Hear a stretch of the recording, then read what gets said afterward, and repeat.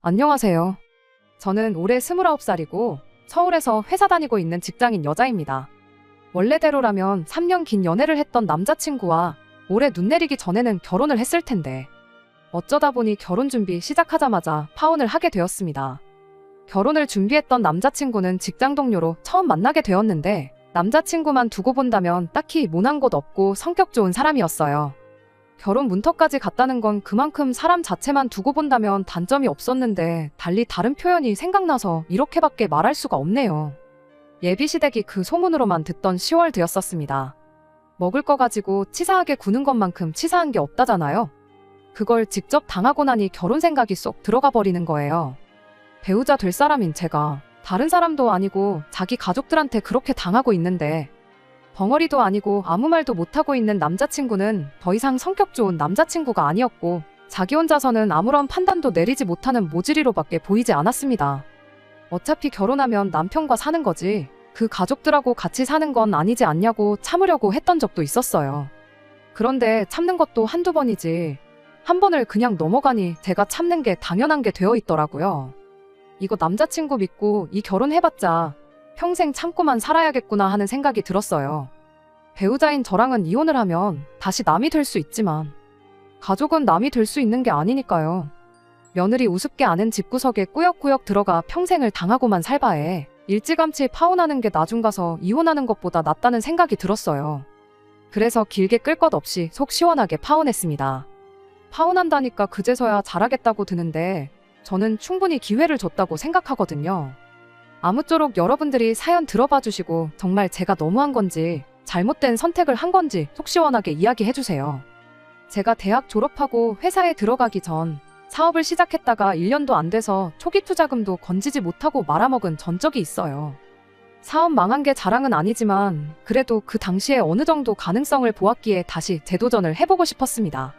일단 부족한 점을 보완하고 사업 자금도 모으자는 취지로 관련 업종에 취직을 했어요. 남자친구는 같은 직장 동료였는데 규모가 작은 회사였다 보니 사내 연애에 대해서는 딱히 터치를 하는 것처럼 보이지는 않았습니다. 회사에서 눈치가 보이지 않아서 그랬나 3년이나 만나게 되었네요. 다른 건 몰라도 남자친구의 제일 장점이라고 생각했던 건 그 먹성에 있어요. 저희 아버지가 음식을 드실 때 엄청 복스럽게 드시거든요. 어머니도 아버지 그런 모습이 제일 좋아서 결혼하셨다고 하셨고 아마 저도 그런 이야기를 듣고 자라서 그런지 음식 복스럽게 먹는 남자친구가 좋아서 연애를 시작했던 것 같아요. 남자친구는 어디를 가서도 음식을 남기는 법이 없었어요. 처음 연애 시작한 지 얼마 되지 않아서 같이 밥을 먹는데 제가 남긴 밥을 남길 거면 자기가 먹겠다며 가져가더라고요. 아무리 남자친구, 여자친구 사이라고 해도 그땐 진짜로 연애 시작한 지 얼마 되지 않았던 때라 적잖이 당황스럽기도 했어요. 그래서 먹던 걸 뭐하러 먹냐, 먹지 말라고 말리니 집안 가풍이 워낙에 그렇다고 하더라고요. 음식 남기는 걸 어려서부터 하지 말라고 배워와서 적어도 눈앞에 있는 음식 버리는 건 못 참는다고요. 회사 점심시간에도 음식 싹싹 긁어먹는 거 보고 복스럽게 먹는다 생각했는데 거기에 그런 비하인드 스토리가 있는 줄은 몰랐네요. 아무튼 남긴 음식 저보고 싹싹 긁어먹으라고 강요하는 것도 아니고 그때 당시엔 그게 이제 막 시작한 연애의 종지부를 찍을 정도의 단점이라고는 생각도 하지 않았어요. 성격 자체만 두고 보면 무던하고 까탈스러운 점도 없어서 연애하는 동안에는 다툼도 거의 없었습니다. 그런데 남자친구의 먹성 때문에 일이 이렇게까지 될 거라고는 남자친구의 청혼에 응해 결혼 준비를 막 시작했을 때도 전혀 생각도 못했던 일이었어요. 저희 부모님께 남자친구 처음 소개시켰을 때도 어머니가 남자친구가 어쩜 밥을 이리 복스럽게 먹냐며 엄청 좋아하셨고 분위기도 좋았거든요. 솜씨 발휘하셔서 먹을 걸 잔뜩 해주셨는데 정말 그릇 바닥이 보일 때까지 싹싹 긁어먹는 모습에 저희 어머니는 벌써 합격점을 주셨어요. 그리고 제가 남자친구 부모님께 인사를 드리러 가게 되었지요. 그런데 이게 웬걸, 암만 집이 가풍이 다르다지만 정말 적응이 되지를 않더라고요. 아무래도 자리가 자리였다 보니 잔뜩 얼어붙어 있었어요. 제가 원래도 긴장을 많이 하는 성격이다 보니까 묻는 말에 대답 정도만 겨우 했던 것 같아요. 그날 그 자리 초반에 있던 일은 기억이 가물가물할 정도로 잔뜩 긴장을 한 상태였습니다. 아무튼 음식이 주문되고 나서 밑반찬이 먼저 깔리기 시작했어요. 음식 주문하면서 남자친구 아버님이 먼저 공깃밥 하나만 달라고 주문을 하셨는데 반찬 깔리자마자 밥뚜껑을 열더니 깔린 밑반찬이랑 같이 식사를 시작하시더라고요.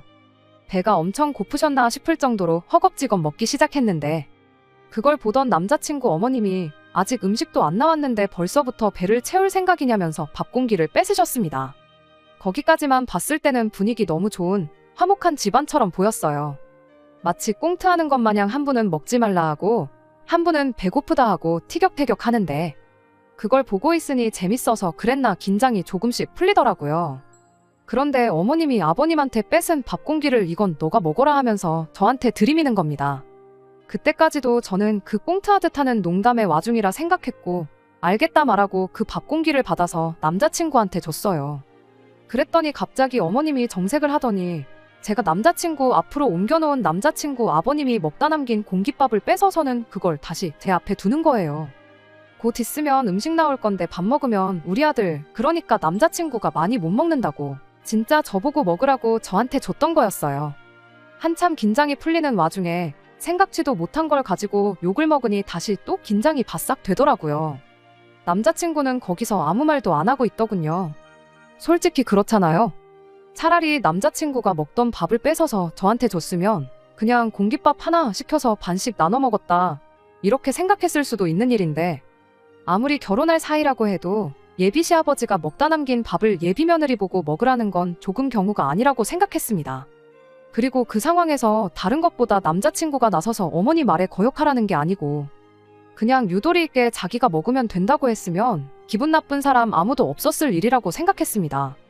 아무튼 결국 남자친구 아버님이 먹던 밥그릇이 제 앞에 남아있게 되었고 저는 다시 긴장을 해서 묻는 말에 대답만 하고 밥이 코로 넘어가는지 입으로 넘어가는지 모르게 그 자리에 앉아 있었네요. 식사 끝나고 나니 음식 남기는 걸 죄악으로 여기는 가족들 아니랄까봐 정말 남김없이 싹싹 긁어먹었더라고요. 테이블에 남은 음식이라고는 보이지 않는 와중에 딱 하나 남은 게 있었습니다.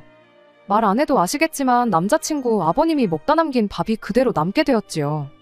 어머님이 그걸 눈치채고는 밥을 남기면 쓰냐고 하면서 눈치를 주더라고요. 하지만 아마도 제가 처음에 그 밥 공기 건네받았을 때 그때 긴장이 돼서 아무 말은 하지 않고 있었지만 기분 나쁜 티는 숨기지 않고 있었거든요. 여차하면 한마디 할 생각도 하고 있었고 말이죠.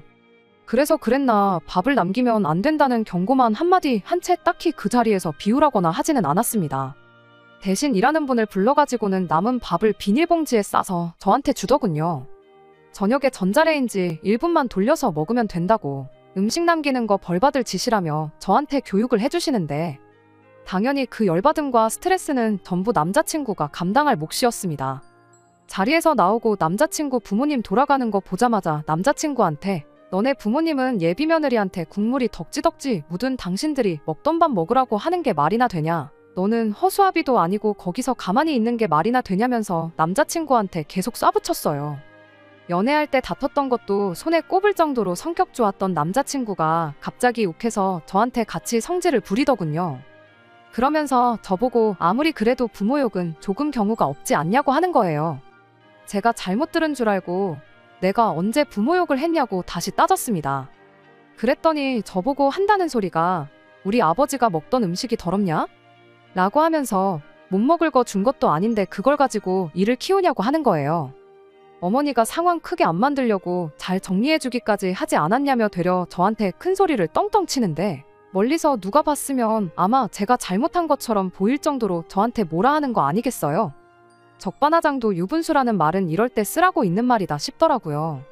그 자리가 결혼 승낙 후 처음 남자친구 가족에게 인사하는 자리가 아니었으면 진작에 자리 박차고 일어났어도 모자랄 것 없는 상황이라고 생각하는데 남자친구는 어차피 결혼하면 한가족 될 사람들 아니냐. 결혼하고 나면 한 냄비에 끓인 탕이며 찌개며 다 나눠 먹게 될 거 아니냐며 저보고 너무 과민 반응하는 거 아니냐대요. 당장 자기만 해도 우리 집에 인사드리러 왔을 때 저희 어머니가 김치는 그냥 반찬통에 담긴 거 주지 않으셨냐고 그때 지가 무슨 말 한마디 했냐고 하는 거예요. 평소라면 그냥 다음부턴 신경 쓰겠다 했을 남자친구가 정말 생각지도 못한 곳에서 개거품을 물고 달려드니 어이가 없더라고요. 제가 뭐 저를 위해 부모님하고 등지고 살라고 했던 것도 아니고 나는 먹던 밥 먹을 생각이 없으니까 다음에도 또 이런 일이 생긴다면 같은 상황이 오지 않게 자기가 먹겠다고 하던가 아예 못하게 하겠다던가 아니면 부모님께 잘 설명해서 사전에 그런 말 못하게 아예 원인부터 차단하겠다. 뭐 여러 가지 더 좋게 상황을 넘길 방법은 많았을 텐데 저도 다투는 건 싫으니 쉽게 넘어갈 수도 있었지만 괜히 그랬다가 저만 손해볼 것 같아서 짚고 넘어가야 할 건 확실하게 짚고 넘어가고자 한마디 했습니다. 일단 우리 집에서 김치가 반찬통에서 나온 것부터 확실하게 짚어줬어요. 밑반찬 양념이며 온갖 게 덕지덕지 묻어 이미 반 공기를 넘게 먹은 흰쌀밥하고 손님 온다고 반찬통에 새로 썰어서 담아놓은 김치하고 똑같은 거하고 똑같냐고 말했어요. 국찌개 한 냄비에서 같이 덜어먹던 거야 가정마다 다른 부분이고 저희 집도 딱히 신경 쓰는 분위기는 아니었지만 작년 재작년 코로나 지나오면서 워낙에 덜어먹는 게 습관화가 돼버렸기도 해서 요즘은 한 그릇 두고 같이 떠먹고 하지 않고 있거든요. 진짜 100번 양보해서 결혼 후에 남편이 된 남자친구와 같이 계란찜이나 뭐 한 뚝배기 끓여놓고 나눠 먹는 것까지는 양보해주겠지만 딱 그 정도까지지 제가 뭐 한다고 예비 시아버지 먹다만 밥까지 먹어야 되냐고. 잔반이 그렇게 아까우면 너네 집에서 너네 식구들끼리 알아서 먹으라고 딱 달라 말했지요. 남자친구가 그 뒤로는 말 한마디 더 못 꺼내더라고요. 한다는 소리가 어떻게 보면 우리 엄마가 시어머니로서 며느리들 너한테 처음 시킨 일이나 마찬가지인데 뭐라도 노력하는 신용도 안 하고 말아버리는 모습 보여주는 게 아들 된 입장에서 얼마나 쪽팔리는 일인 줄 아느냐고 따지길래 남의 집 귀한 딸 데려다 놓고 짬통 취급하는 게 좋은 건 아닌 것 같다 또 한마디 했죠. 아버님이 남긴 밥은 어머님이 드셔도 됐고 나보다 먹성도 몇 배나 좋은 너도 있지 않냐고. 다음부터는 이런 일 없게 알아서 좀 중간 역할 잘 해달라고 했어요. 결국에는 남자친구한테 미안하다는 사과까지 받아냈습니다. 이때까지는 파혼 생각까지는 하지 않았어요. 남자친구네 집이 사실상 음식 남기는 꼴을 못 본다는 가풍을 가지고 있다는 건 이미 연애 시작하자마자부터 알고 있었고 그냥 서로 다름에서 오는 오해겠거니 싶었습니다. 그날 밥그릇 처음 넘겨줄 때 열받는다고 파혼 선언을 했으면 아마 여기에 사연을 적고 있는 건 제가 아니라 남자친구였겠지요? 그날 일을 그냥 넘어갔기에 2달이라는 시간을 더 낭비하게 되긴 했지만 오히려 이제는 이렇게 된 게 후련하네요. 파혼을 하게 된 것도 똑같이 먹는 것 때문에 시작된 일입니다. 양가 결혼 승낙을 받았으니 다음에는 상견례였습니다. 상견례 때는 일부러 저도 아파피 코스로 나오는 음식점으로 예약을 했어요. 자기 앞으로 나오는 음식만 먹으면 되고 다음 거 나오면 알아서 치워주시니 잔반 가지고 헛소리 들을 일도 없었고 저희 집이랑 남자친구 집이랑 오해가 생길 일도 없다고 생각했거든요. 하지만 제 예상은 비껴가고 말았네요. 사실상 상견례 자리에서는 별다른 이야기가 나오지는 않았습니다. 맨 처음 식전 음식으로 죽이 나왔는데 제가 죽을 조금 남겼어요. 다음 음식 나올 때 일하시는 분이 죽을 가지고 가셨는데 그걸 보는 남자친구 어머님의 동공이 흔들리는 걸 보긴 했지만 상견례 내내 별다른 이야기는 나오지 않았거든요. 저는 또 제 나름대로 일부러 코스 요리로 주는 한정식 집으로 오길 잘했다 싶기도 하고 한편으로는 남자친구가 그때 한마디 듣더니 혹시나 어머님한테 뭐 어떻게라도 이야기를 한 게 아닐까 하고 좋아했지요. 상견례 지나고 나서 본격적인 결혼 준비를 시작했습니다. 웨딩 사진 해주는 스튜디오도 견적 비교해가며 여기저기 알아보고 있었고 헤어랑 메이크업도 유명하고 잘하는 곳으로 찾아보고 그러던 와중이었지요. 결혼식 날짜는 겨울쯤으로 생각하고 있었지 날짜는 따로 정해놓지는 않았었고요. 그러던 중에 뜬금없이 남자친구 집에 초대를 받게 되었습니다. 뭐 지금 와서 생각해보면 이유는 그냥 가져다 붙인 걸로밖에 생각이 들지 않아요. 남자친구가 한번 저희 집에 초대받아서 식사를 하고 왔으니 남자친구 집에서도 저를 불러서 대접을 하고 싶다는 취지였습니다. 그런데 정말 유치해도 이 정도로 유치하게 나올 줄은 생각도 하지 못했어요. 당시에는 결혼 준비 한참이었으니 상견례까지 끝났던 상황이라 할지라도 처음 예비시댁에 다녀오는 거였으니 빈손으로 가긴 뭐해서 식사하고 나서 먹을 케이크랑 과일 몇 가지 해서 양손 가득 싸들고 갔습니다. 그런데 현관문 입구부터 묘하게 뭔가 잘못 돌아가고 있다는 낌새가 느껴지더라고요. 저희 집에 남자친구 초대했을 때랑 뭐가 다른가 했더니 집에서 진동해야 할 음식 냄새가 하나도 나지 않았어요. 제가 간다고 해서 꼭 음식을 뭐 준비를 해놓고 대령해야 하는 건 아니지만 애초에 저를 대접해주고 싶다고 불러낸 자리였으니 당연히 음식이 준비되어 있어야 하는 상황이지 아닌가 싶었거든요. 당장 저희 집에 남자친구 초대했을 때는 창문에 서리가 낄 정도로 하루 종일 못 끓이고 하느라 난리도 아니었었던 게 기억이 나서 더 의아했습니다. 집에 들어오고 나서 제가 사온 과일을 부엌에 붙어있는 베란다 근처에다 내려놓고 케이크도 제가 직접 냉장고에 집어넣었는데 어째 냉장고도 텅 비어 있었어요. 와보라고 해놓고선 뭐 궁금한 것도 없어 보이는 게 질문도 딱히 없었고요. 멀뚱히 앉아만 있는데 이 화창한 주말에 제가 예비시대 끌려와서 뭐 하는 건가 싶더라니까요. 한참 멀뚱히 앉아있다가 누구 하나 나서서 대화를 주도하는 사람도 없고 저도 긴장 많이 하는 성격인데 제가 나서서 대화의 화제를 이끌어갈 자신도 없었고 뭐 벌 세우려고 불렀나 싶어서 남자친구한테 볼 일 없으면 나는 먼저 가보겠다고 하고 자리에서 일어나려던 차였어요. 그랬더니 남자친구네 어머니가 저한테 그래도 여기까지 왔는데 빈속으로 보낼 수 있냐고 밥이나 먹고 가라더라고요. 아무 용건도 없이 사람 불러내놓고 시간만 낭비하게 해놓곤 밥 한 그릇 먹여서 보내면 화라도 풀릴 거라고 생각했나 봐요. 제가 봤던 그대로 냉장고가 텅텅 비었는데 집에서 뭘 해주는 건 아니었고 방에 들어가서 전화로 뭐 주소를 알려주시는 거 보니 배달을 시켰나 보더라고요. 그리고 10분도 안 돼서 도착한 음식을 보고 이 더럽고 치사한 연애의 종지부를 찍고 파혼 선언을 하게 되었습니다. 남자친구 어머니가 주문한 음식은 짜장면 세 그릇이었어요. 탕수육도 없이 그냥 짜장면 3개가 전부였습니다. 남자친구와 저, 남자친구네 부모님. 이렇게 사람은 4사람인데 음식은 꼴랑 세 그릇이 전부였던 거예요. 어머님이나 아버님 둘 중에 한 분은 안 드시는 건가 했는데 부엌에 가서 물을 올리더니 거기다 소면을 삶아서 가져오더군요. 그리고는 배달 온 짜장면들에서 각각 짜장을 한 숟갈씩 따로 그릇에 덜더니 삶아온 소면을 거기다 말아서 저한테 주더라고요. 저는 그거 먹으면 된다고 하면서요. 그러면서 한다는 소리가 제가 음식 귀한 줄을 모르는 것 같아서 이참에 저한테 가르침을 주려고 한다고 하는 겁니다. 쌀 한 톨을 수확하기 위해서 고생하는 농부들의 피와 땀이 어쩌고 저쩌고 별 쓸모없는 소리를 늘어놓는데 듣고 있을 가치도 없겠다 싶어서 자리에서 일어나 버렸습니다. 그랬더니 남자친구 어머니가 이번엔 먹던 걸 준 것도 아닌데 왜 자리에서 일어나냐며 저보고 아주 변덕이 죽 끓는 듯 하다고 어이가 없답니다. 당신 결혼했을 때 이야기를 꺼내면서 그때는 아예 며느리가 시어른들하고 겸상은 꿈도 못 꾸던 시기였다고 하면서 어른들 식사 끝나고 남은 반찬 얻어먹고 그랬다고 하는데 뭔 조선시대 때 했을 법한 씨알도 안 먹힐 소리를 하고 있더라고요. 그 소리만 안 했어도 그냥 갔을 텐데 한마디 더 하는 바람에 갑자기 제가 케이크랑 과일이랑 이것저것 사왔던 게 생각나서 부엌으로 가서 그것들 챙겨서 나와버렸습니다. 그래도 꼴에 자존심은 있는지 사온 건 두고 가라는 말은 못하더라고요. 그나마 남자친구가 저를 따라 나와 쫓아오길래 과일 봉지 하나는 남자친구한테 던져버렸어요. 과일로 한 대 맞더니 더는 쫓아오지 않더라고요.